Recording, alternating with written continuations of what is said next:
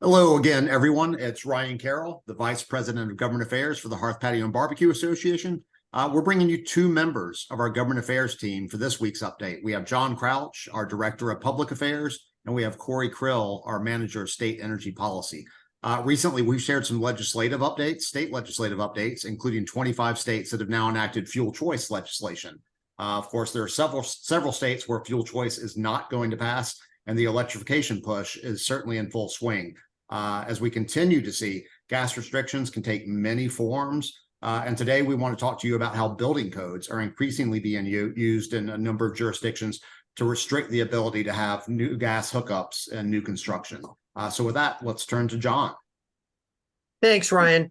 I think as we all know, I hope as we all know, building codes have always been required to be health and safety based. Now, they can vary a lot from state to state in terms of their process. The nominal process is that the International Code Council creates a model code, and then various states adopt it, and sometimes cities within a state will adopt it as well, and they can all amend it. And that creates a lot of opportunity for mischief. But it was always supposed to be health and safety. So several years ago, in the effort to make codes greener, they started to introduce and authorize at legislative levels reach or stretch codes.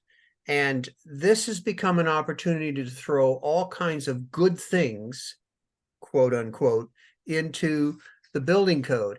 And nowhere is this crazier than in the state of Massachusetts. And here to talk about that is Corey Krill. Thanks, John. As we just mentioned, building, energy, reach, stretch codes are quickly becoming the new battleground in some states in their effort to eliminate natural gas and electrify buildings. And no place is this more notable than in the Commonwealth of Massachusetts.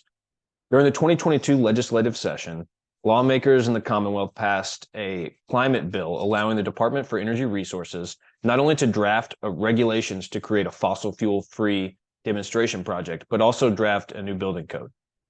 This pilot program authorizes 10 cities to essentially mandate a fossil fuel-free construction and fossil fuel-free building code for significant renovations. Unfortunately, through the process of drafting these rules, there is no definition for what a significant renovation is.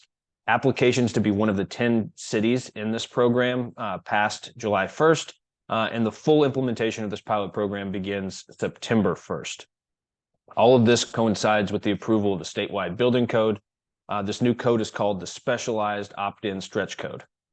This is a more aggressive code than the base code and the existing stretch building code. This new specialized code does allow for a mixed fuel home, but not without expensive trade-offs and burdensome fossil fuel regulations, which makes it very difficult to incorporate liquid fuel, i.e. gas hearth products, in construction and significant remodels. This new specialized code, whether it's for new construction or remodels, requires the home to meet a very stringent HERS rating. In this code, it is generally specified that a significant remodel is anything greater than 1,000 square feet. Also in this code, it allows cities and towns to determine what is a significant renovation. And we've seen some cities and towns lower that number all the way down to 250 square feet to be categorized as a significant renovation. And as a result, these cities will be able to determine what type of project would require a home to meet a new HERS rating in order to get their permit issued to complete the work. The end result of this is that Massachusetts cities and towns now can choose to utilize one of 4 different building codes. Their base code, which is the IECC 2021, the stretch code, this new specialized opt-in stretch code, or they could be a part of one of the 10 cities enjoined in the fossil fuel-free demonstration project. This is becoming such a problem now that in Massachusetts, 5 out of 6 construction permits are not being granted, causing a stoppage in construction across the state.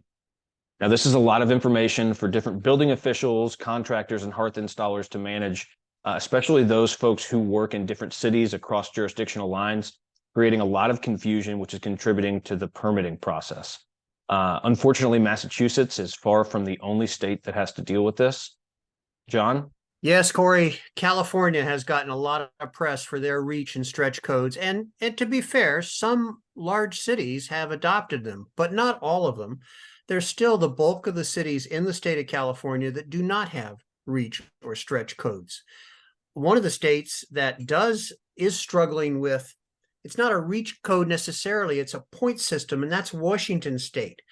They're giving points for heat pumps and taking away points, or at least they're proposing to take away points for a gas furnace. So you can see how without banning gas, they're really tilting the scale dramatically. Happily, this has so enraged the home builders that they are leading a coalition of interests which are suing the state over that.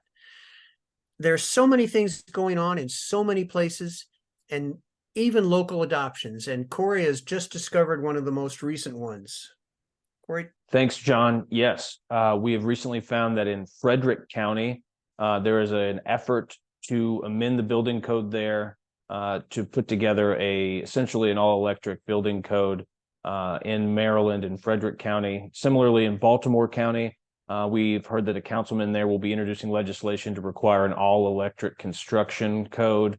As we get more information, we will let you know.